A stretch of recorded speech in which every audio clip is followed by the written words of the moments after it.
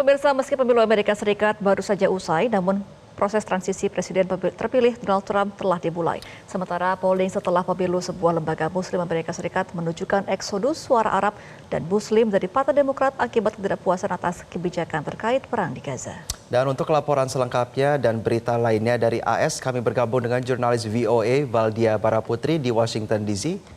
Valdia, selamat pagi waktu Indonesia. Seperti apa proses transisi presiden terpilih Trump dan kira-kira seperti apa kebijakannya terkait dengan Gaza di bawah Trump nanti? Ya, selamat petang waktu Washington DC, Jose, Gema, dan juga pemirsa. Proses transisi dari Presiden terpilih Donald Trump ini telah dimulai dengan dipilihnya Kepala Staf Gedung Putih. Trump menunjuk seorang wanita bernama Susie Wiles yang merupakan mantan manajer kampanye Trump yang mengantarkan Trump pada kemenangan di pemilu 2024 ini. Nah, kantor Kepala Staf Gedung Putih ini tugasnya cukup banyak, yakni bertanggung jawab atas mengarahkan, mengelola, kemudian mengawasi pengembangan kebijakan, kemudian juga mengawasi operasi harian, serta aktivitas staf presiden. Kantor ini juga mengkoordinasikan serta berkomunikasi dengan berbagai departemen dan juga lembaga administrasi. Dan Susie Wiles adalah wanita pertama yang memegang jabatan yang berpengaruh tersebut.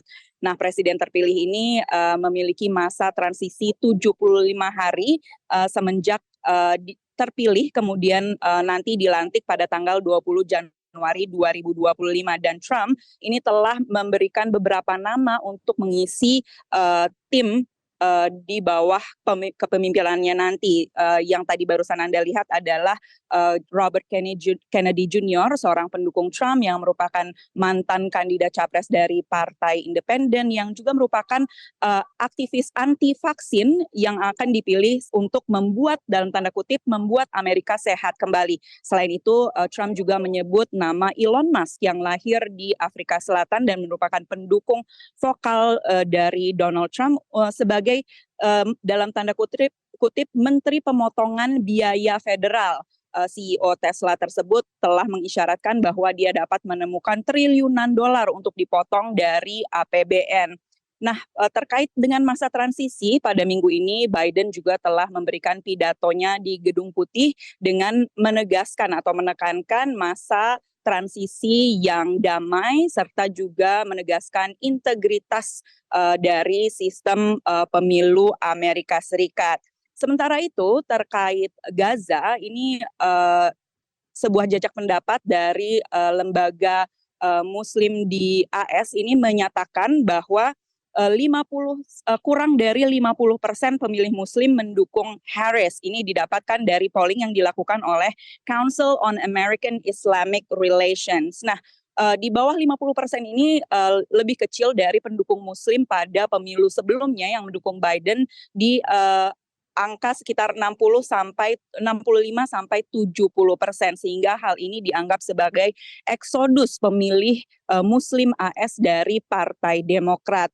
Nah, sebagian suara Muslim ini jatuh ke Partai Hijau yang dipimpin oleh Jill Stein yang mengadvokasi penghentian dukungan militer AS ke Israel, dan sebagian lagi jatuh pada Trump. Nah, yang menjadi pertanyaan adalah yang pertama, bagaimana kemudian pergerakan dari gerakan mendukung atau pro-Palestina di Amerika Serikat setelah adanya perkembangan ini, karena sebagian pendukung dari Partai Demokrat melihat perpecahan di pemilih Partai Demokrat ini sebagai salah satu alasan mengapa Trump bisa kembali lagi ke Gedung Putih. Dan pertanyaan yang kedua adalah bagaimana kebijakan terkait Gaza di bawah kepemimpinan Trump. Selama ini Trump menjanjikan untuk membawa perdamaian yang langgeng di Timur Tengah selama masa kampanyenya, namun tidak menjelaskan bagaimana caranya.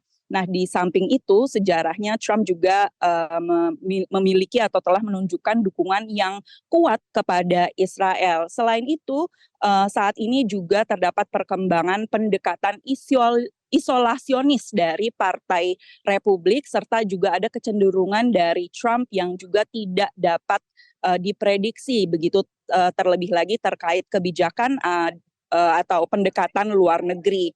Nah, hal-hal itulah yang membuat pertanyaan bagaimana kemudian perkembangan konflik di kawasan tersebut, karena saat ini Israel tidak hanya berperang di Gaza tetapi juga di Lebanon, dan juga ada tensi yang semakin meningkat antara Israel dengan Iran. Nah, pemirsa, pemilu Amerika Serikat ini telah usai dan diharapkan publik Amerika Serikat ini bisa menurun begitu tensinya dan kembali ke kehidupan masing-masing tanpa terlalu memikirkan mengenai politik. Nah, salah satu caranya adalah terutama di musim gugur saat ini pergi ke ladang labu. Tidak hanya menyenangkan tetapi juga membantu para petani di Amerika. Bagaimana liputan selengkapnya? Simak laporan berikut ini. Halloween sudah berakhir, tetapi orang-orang masih mencari cara untuk memanfaatkan labu, simbol musim gugur di AS. Labu asli Amerika Utara ini dikaitkan dengan musim gugur karena matang saat hari semakin pendek dan malam semakin dingin.